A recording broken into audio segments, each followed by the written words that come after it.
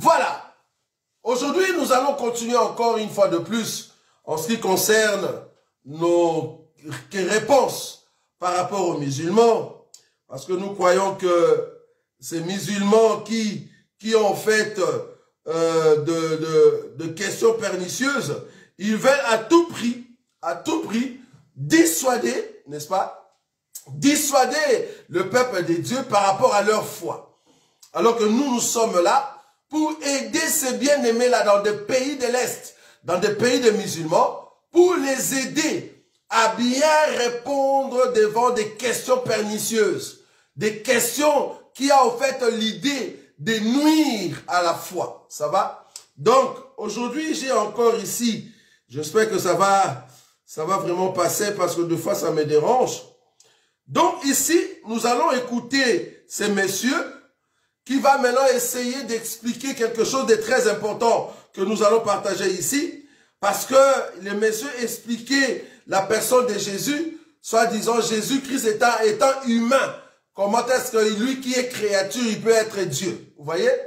Donc le monsieur n'a pas compris, mais nous allons quand même répondre, parce que c'était des questions que ces musulmans posaient, et nous venons ici maintenant pour essayer de répondre. Écoutez. Regardez dans une autre boucle encore, Jean 8, 40. Là, il a pris Jean 8, 43 au foot. Voilà. Regardez dans une autre boucle encore, Jean 8, 40. Là, il a pris Jean 8, 43 au foot là-bas. Jésus dit, mais en réalité, vous cherchez à me faire mourir, moi en tant qu'un être humain, mais qui vous a dit la vérité que j'ai appris de Dieu.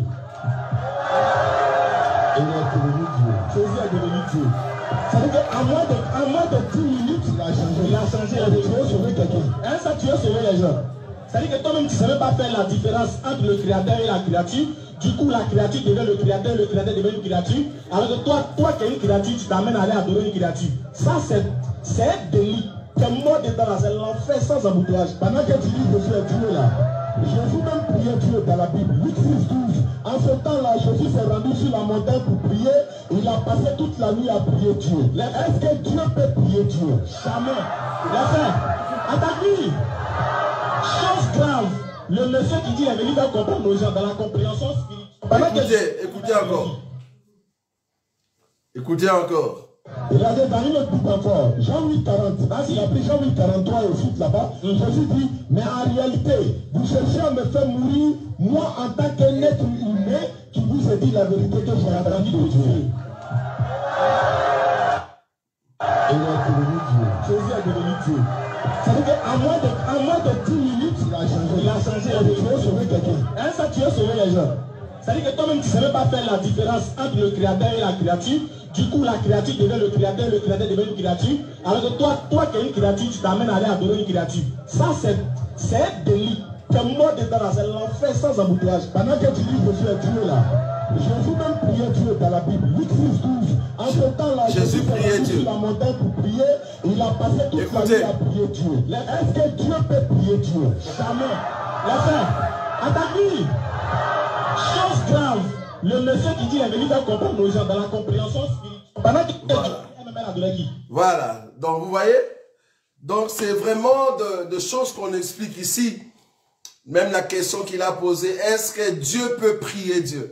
On a démontré ça noir sur blanc, hein, avec des écritures que Dieu peut prier Dieu, vous voyez? Donc on a compris que Dieu peut prier Dieu. Et puis, quand il pose la question, d'abord l'écriture, hein, parce que bon, je ne sais pas, ils ont pris quelle version. Moi, dans ma version, en fait, il est dit ceci. Donc, Jean chapitre 8, le verset 40, parce que dans sa version, il a dit, moi qui suis un humain. Bon, en tout cas, je n'ai pas vu ça dans ma version. Bon, il se pourrait qu'il y ait une version comme ça, mais ça ne dérange pas. Donc, Jean chapitre 8, le verset 40, la Bible dit ceci. Mais maintenant, vous cherchez à me faire mourir. Moi qui vous ai dit la vérité que j'ai entendue de Dieu. Vous voyez ça? Moi qui vous dis la vérité que j'ai entendue de Dieu. Là, maintenant, il dit, mais écoutez, regardez cette écriture. Jésus lui-même a entendu de Dieu. Donc, Jésus n'est pas Dieu. Mais la question serait de savoir, quand est-ce que Jésus a entendu cela? C'est ça la question. Au lieu d'aller là-bas, parce que tu as lu, tu crois à ça, monsieur le musulman. Mais nous aussi, on te pose la question, quand est-ce que Jésus a entendu ces paroles-là, qu'il a entendu de Dieu? Tu es d'accord avec moi qui n'a pas entendu cela comme Mahomet l'avait fait, c'est-à-dire, il y a un ange qui vient lui dire ça, parce que tu n'auras pas une écriture comme ça. Jésus a entendu ces paroles parce qu'il était dans les seins de Dieu. Parce qu'il est sorti comme Dieu pour venir porter un corps. Vous voyez? C'est ce qu'on a expliqué la fois passée. Donc ici, aujourd'hui, nous allons plutôt démontrer que Dieu étant spirituel, il vient dans le monde pour sauver. Mais il ne peut pas sauver étant donné qu'il ne prend pas un corps. Ça, c'est un. Le corps en question, il faut que ça soit un corps saint. Vous voyez? Il faut que ça soit un corps saint. Pas un corps qui a le péché. Vous voyez? Parce que nous avons dit la fois passée que la nuée doit exister d'abord. Et Dieu va entrer dans la nuée. Mais la nuée existe déjà. Il faut que la nuée soit là pour que Dieu vienne entrer. Donc, Dieu s'est créé un corps. Et le corps doit être saint. Doit sortir d'une vierge. Et c'est comme ça dans ces corps que la plénitude de Dieu vient maintenant s'asseoir. La plénitude de Dieu vient s'asseoir. Donc il y a les côtés humains, c'est vrai. Parce que Jésus est sorti de Marie. Jésus avait des frères, oui. Mais quand nous allons dans la dimension de Jésus-Christ, c'est là-bas que ça change. C'est là-bas que ça change. C'est ça que nous avons dit la fois passée. Parce que, par exemple, quand je prends dans le même passage, hein, le même chapitre, parce que ici c'est une émission, nous répondons au fait à nos confrères de la planète Terre, hein, nos bien-aimés musulmans. Nous leur disons ceci, dans le livre de Jean chapitre 8, toujours dans le même chapitre, regardez les versets 51. Peut-être là-bas tu ne voulais pas partir, parce que tu sais que si tu pars là-bas, ça montre très clair que Jésus-Christ est Dieu. Là-bas ça montre très clair. Même s'il n'a pas dit que je suis Dieu, les autres qui l'écoutaient, ils ont compris qu'il était Dieu. Ils ont compris. Remarquez, je prends Jean chapitre 8. Je commence à partir du verset 48. Messieurs le musulman, excusez-moi. Les Juifs lui répondirent, n'avons-nous pas raison de dire que tu es un Samaritain et que tu as un démon? Jésus répliqua, je n'ai point de démons, mais j'honore mon Père, et vous m'outragez. Je ne cherche point ma gloire. Il en est un qui la cherche et qui juge.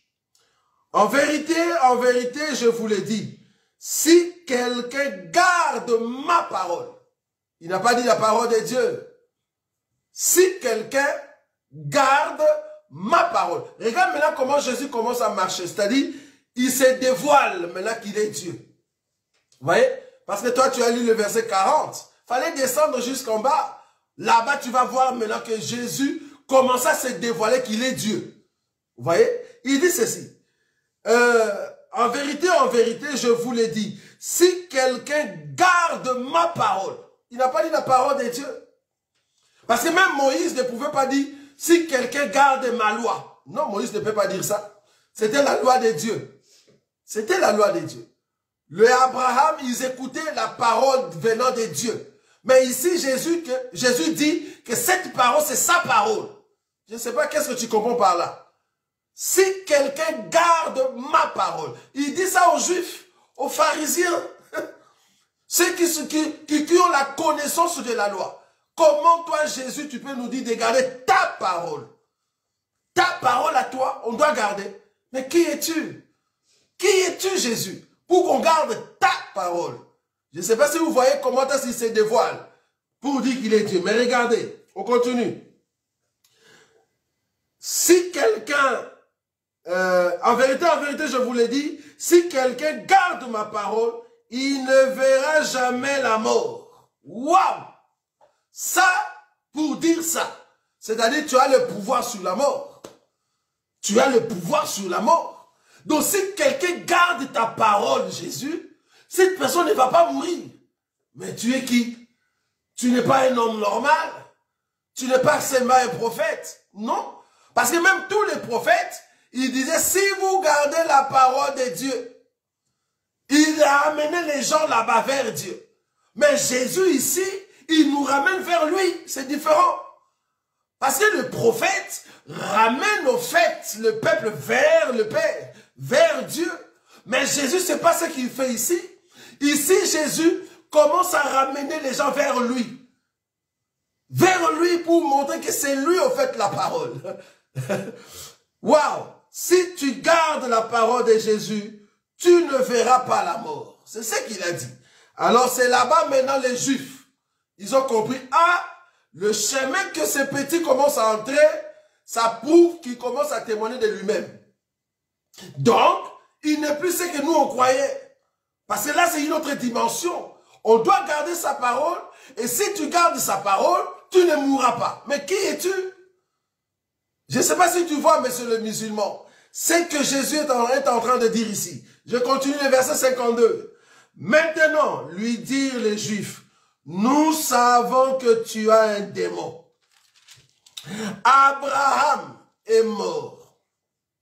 Les prophètes aussi. Et tu dis, si quelqu'un garde ma parole, il ne verra jamais la mort.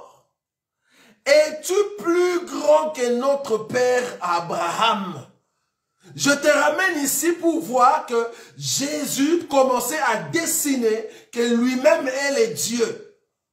Lui-même. Même les gens qui étaient là, ils commençaient déjà à comprendre, celui-ci, ce n'est plus le fils de Marie. Celui-ci, ce n'est plus le frère de Jacques et de Jude, les autres. Non, ce n'est plus ce frère-là. Ce n'est plus le fils de charpentier. Non, là, tu dessines autre chose. Là, tu commences à dessiner autre chose. Parce que si on garde ta parole, on ne va pas mourir. Mais attendez donc, tu as l'autorité sur la mort. Ça change, monsieur le musulman. Ça change. Écoutez, le verset 53. Es-tu plus grand que notre père Abraham qui est mort? Les prophètes aussi sont morts. Qui prétends-tu être? Je ne sais pas si tu vois cette question. Qui prétends-tu être? Parce que il connaissait, il savait que c'est le fils de Marie. Il savait que le Joseph était un charpentier. C'est un petit qui a grandi dans les quartiers. On les connaît, on connaît ses frères, on connaît sa famille. Mais là, ce qu'il dit ici, il dessine un autre Jésus. Ce n'est plus le même Jésus qu'on a connu dans les quartiers. Ce n'est plus le petit qui accompagnait son père, le charpentier. Non, c'est pas lui. Là, il dessine autre chose. Qui prétends-tu être, Jésus? Écoutez bien la question des Juifs. Maintenant, Jésus va se dessiner. Jésus se dessine. Regarde ce que Jésus va dire. Jésus répondit, si je me glorifie moi-même, ah, donc, c'est une question de gloire. Je pouvais me glorifier. C'est une question de gloire, mais quelle gloire? Ok. Si je me glorifie moi-même, ma gloire n'est rien. C'est mon Père qui me glorifie, lui que vous dites être votre Dieu, et que vous ne connaissez pas. Pour moi, je le connais, et si je disais que je ne le connaissais pas, je serais semblable à vous, un menteur. Mais je le connais et je garde sa parole. 56. Abraham, votre père, a tressailli de joie de ce qu'il verrait mon jour. Il a vu et il s'est réjoui. Le Juif lui dit, tu n'as pas encore 50 ans et tu as vu Abraham. Jésus leur dit, en vérité, je vous le dis, avant qu'Abraham fût, je suis. Si on te posait la question, qui est ce petit de 30 ans qui était plus grand qu'Abraham? Comment tu vas répondre ça? Un petit de 30 ans. Comment il peut être plus vieux qu'Abraham? C'est parce qu'il était avant de voir ce petit que vous voyez devant vous. Il était avant, parce que c'est le Christ. Remarquez, une autre écriture. Jean chapitre 10. Jean chapitre 10, le verset 30. Remarquez ici avec moi. Je dessine Jésus par sa bouche lui-même. je ne prends pas ce que les autres ont dit. Ce que Jésus décidait de lui-même. Ce qu'il disait de lui-même. Et les autres comprenaient en fait le langage et ils ont donné le titre ou la valeur à ce que Jésus était. Jean chapitre 10. Je prends le verset 30. Non, le verset 29. Mon Père qui me les a donnés est plus grand que tous. Et personne ne peut le ravir de la main de mon Père. Moi et le Père, nous sommes un. Moi et le Père, nous sommes un. Alors, écoutez bien les Juifs, hein? Alors les Juifs prirent de nouveau de pierre pour les lapider. Maintenant, Jésus leur pose la question. Jésus leur dit, je vous ai fait voir plusieurs bonnes œuvres venant de mon Père. Pour laquelle me lapidez-vous? Il pose la question. Vous voulez me lapider? Pourquoi? Remarquez, regarde la réponse. Les Juifs lui répondirent, ce n'est point pour une bonne œuvre que nous te lapidons. Ce n'est pas pour ça. Ce n'est pas pour le miracle que nous voulons te lapider. Mais pour un blasphème. Pour un blasphème. Et parce que toi, qui es un homme, tu te fais Dieu. Toi, qui es un homme, tu te fais Dieu. Comment? Par ton langage. On a compris que le langage que tu as utilisé, tu te fais Dieu. Et Jésus n'a pas dit non, excusez-moi, pardonnez-moi, moi je ne peux pas être Dieu. Jésus n'a pas dit ça. Remarquez la réponse. Jésus leur répondit, n'est-il pas écrit dans votre loi, je dis, vous êtes des dieux. Donc il accepte. C'est que vous avez remarqué en moi que je suis Dieu. Oui, je suis Dieu. Bien qu'il a pris cette écriture ici. Donc il a confirmé que c'est que vous avez remarqué que je suis Dieu. Oui, réellement je suis Dieu.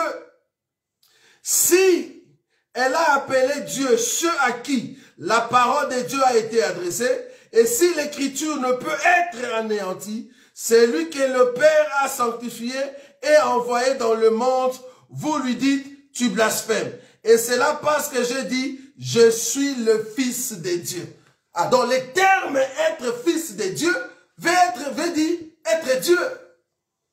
Jésus, étant homme, quand il a revêtu la puissance d'en haut, il a revêtu le Christ, parce qu'en lui habita la plénitude du Saint-Esprit, la plénitude de Dieu. Quand il a revêtu au fait la plénitude, il est Dieu. C'est là-bas que nous disons, Jésus est Dieu. Donc, il n'est pas seulement homme, il a la partie homme. Parce que la Bible dit, au jour de sa chair. Parce qu'avant ce jour-là, il était dans d'autres jours. Mais au jour de sa chair, cela veut dire, le jour où il est entré dans la chair. Il a commencé à marcher jusqu'au jour où il est sorti de la chair. Parce que pour sortir, c'est-à-dire le corps n'est plus corruptible, le corps devient incorruptible. Et c'est comme ça qu'il est monté avec ses corps. Et ça, vous voyez? Donc là, il revient dans la position de l'Éternel. Vous voyez? Donc il devient grand. Parce que au jour de sa chair, c'était pour amener les sangs et sauver un peuple.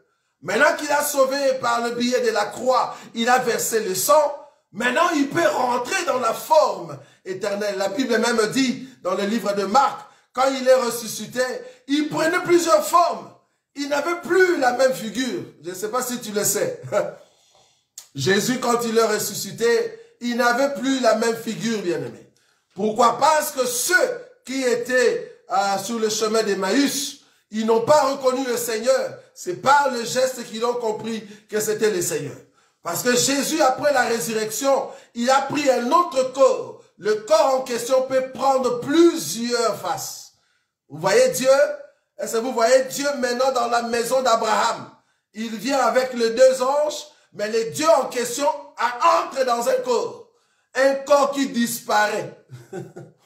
Dieu vient manger dans un corps.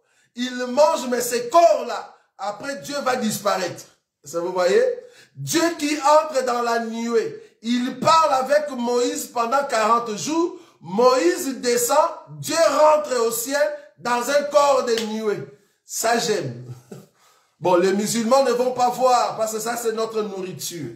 Donc ici, si nous pouvons répondre à nos chers compatriotes, chers complanétaires, si on l'appelle ainsi, les gens avec qui nous partageons la même planète Terre, nous voulons vous dire que nous croyons que le Seigneur Jésus aujourd'hui est notre Dieu, lui qui a vaincu la mort.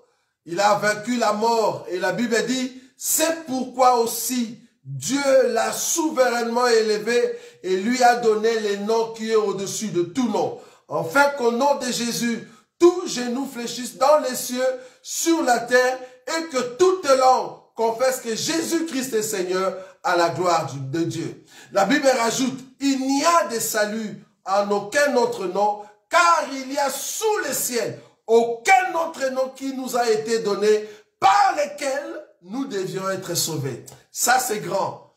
Il n'y a que lui, il n'y a que Jésus. Nous croyons qu'il est notre Dieu. Nous croyons qu'il est notre Sauveur. C'est lui, le Père éternel, qui a marché avec Israël. Les dieux Père étant la loi. Il a marché avec Israël pour amener Israël à comprendre les dieux de gloire. Et aujourd'hui, le même Dieu entre maintenant dans les corps de ce qu'on appelle le Fils, parce qu'il veut donner la grâce, parce qu'il doit mourir pour répandre son sang. Et très bientôt, nous allons monter en sa rencontre. Et c'est comme ça qu'il doit encore revenir après pour aller sauver Israël par les billets des deux oins. Vous voyez? Donc, voilà ce que nous croyons. Et nous pensons que c'est notre foi et c'est ça qui nous fait la force de continuer. Vous voyez? Donc, ici, les musulmans ne peuvent pas comprendre la dimension de cette foi. Beaucoup de musulmans, ils n'ont pas la révélation de ce que nous on voit. Nous présentons le roi des gloires comme le Dieu puissant. Nous présentons Dieu comme le roi très grand. C'est ce que eux y voient. Mais ils oublient que les mêmes dieux, qui est les lions de la tribu de Juda, les mêmes dieux peuvent devenir aussi l'agneau de Dieu qui ôte le péché du monde. Parce que les mêmes dieux qui est Juda, il est aussi en même temps Lévi. Il faut qu'il y ait à un moment qu'il puisse souffrir. Est-ce que vous voyez? Parce que je peux prendre une écriture. Je peux prendre une écriture. Ça, les musulmans ne peuvent pas comprendre cela. C'est pour cela, nous leur disons, arrêtez de poser des questions si vous ne connaissez pas la Bible. Remarquez, Luc chapitre 24. Luc chapitre 24. Je prends le verset. Luc chapitre 24. Je prends quel verset ici? Rapidement. Luc 24, je prends le verset 40 combien? Je commence à partir du verset 40. Luc chapitre 24 à partir du verset 40. Et en disant cela, il leur montra ses mains et ses pieds. Comme dans leur joie, ils ne croyaient point encore et qu'ils étaient dans l'étonnement. Il leur dit, avez-vous ici quelque chose à manger? Est-ce que tu vois Dieu quand il est venu dans la maison d'Abraham pour manger? Il avait un corps qui peut manger, mais le corps en question, c'était incorruptible. Hein? Dieu avait un corps incorruptible dans la maison d'Abraham. J'ai posé la question la fois passée. Quand Dieu est descendu dans la maison d'Abraham pour manger, qui est resté au ciel? La partie qui est sur la terre, c'est la partie qu'on appelle Dieu qui prie Dieu. Ça va? Dieu qui prie Dieu. Luc chapitre 24 à partir du verset 40. Et en disant cela, il leur montra ses mains et ses pieds. Comme dans leur joie, ils ne croyaient point encore et qu'ils étaient dans l'étonnement. Il leur dit, avez-vous ici quelque chose à manger? Ils lui présentèrent du poisson rôti et un rayon de miel. Il en prit et il mangea devant eux. Puis il leur dit, c'est là ce que je vous disais lorsque j'étais encore avec vous, qu'il fallait que s'accomplisse tout ce qui était écrit de moi dans la loi de Moïse, dans les prophètes et dans le psaume. Alors il leur ouvrit l'esprit afin qu'ils comprennent les Écritures. Et il leur dit, ainsi il est écrit que le Christ souffrirait et qu'il ressusciterait des morts le troisième jour, et que la repentance et le pardon de péché seraient prêchés en son nom en toutes les nations, à commencer par Jérusalem. Vous êtes témoins de ces choses. Le Christ devait souffrir. Il n'est pas seulement Dieu, gloire, puissant. Il est aussi le Dieu qui entre dans le corps. Il vient pour donner la vie, donc il doit souffrir. Même dans le livre de 1 Pierre, peut-être là-bas qu'on va limiter aujourd'hui. 1 Pierre, remarquez, 1 Pierre, ça c'est notre Dieu. Il est le Dieu, il est le Judas, oui, mais en même temps Lévi. Voilà, je prends ici 1 Pierre chapitre 1er. 1 Pierre chapitre 1er, je prends le verset 10.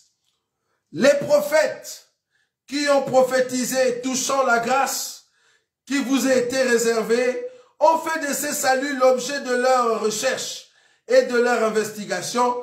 Ils voulaient sonder l'époque et les circonstances marquées par l'Esprit de Christ qui était en eux, qui attestait d'avance le souffrance de Christ et la gloire. Deux choses, le souffrance de Christ et la gloire. Donc, il n'y a pas seulement la gloire.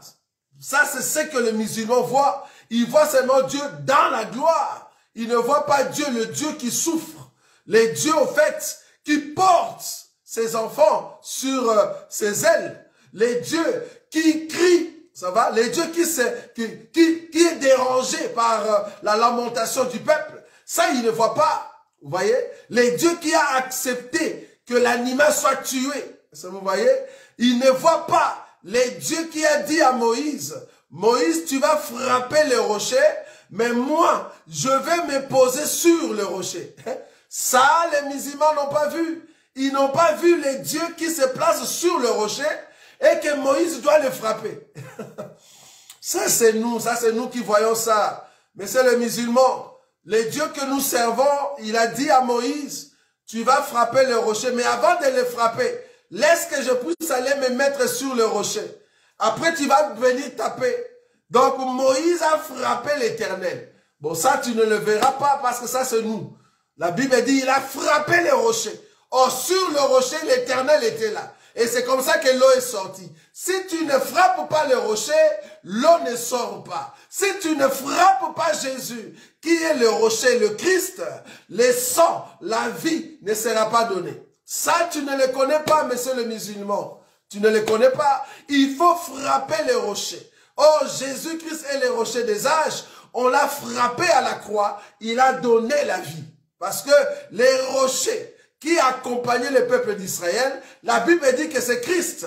Donc, si Moïse a frappé le rocher et l'eau est sortie, alors que l'Éternel avait dit, je vais me mettre sur le rocher et tu le frapperas. Donc, Moïse en question, c'est le sacerdoce mosaïque qui a frappé Jésus, qui a livré Jésus à la croix pour que Jésus donne la vie. Ça va? 1 Corinthiens chapitre 10. Monsieur le musulman, cours gratuit pour toi si seulement tu veux connaître la Bible.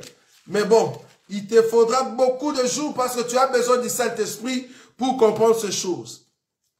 1 Corinthiens chapitre 10. La Bible dit, frères, je ne veux pas que vous ignorez que nos pères ont tous été sous la nuée, qu'ils ont tous passé au travers de la mer, qu'ils ont tous été baptisés en Moïse dans la nuée et dans la mer, qu'ils ont tous mangé le même aliment spirituel et qu'ils ont tous bu le même breuvage spirituel, car ils buvaient à un rocher spirituel qui les suivait, et ces rochers étaient Christ. On n'a pas dit Jésus. Ah, ça c'est notre nourriture.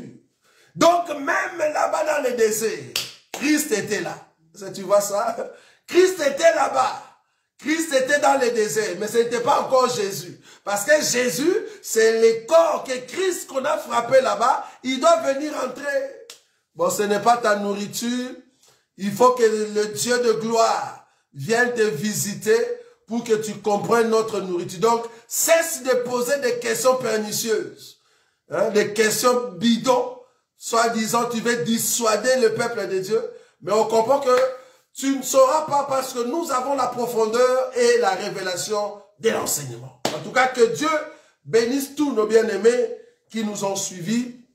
Notre émission, c'est une émission d'1 heure. En tout cas, nos communiqués, comme je le dis tout à l'heure, le 3, le 4 et le 5 mars, nous sommes à Paris. Nous serons là-bas pour une grande conférence sur le mariage, le fiançailles, le mariage, le divorce.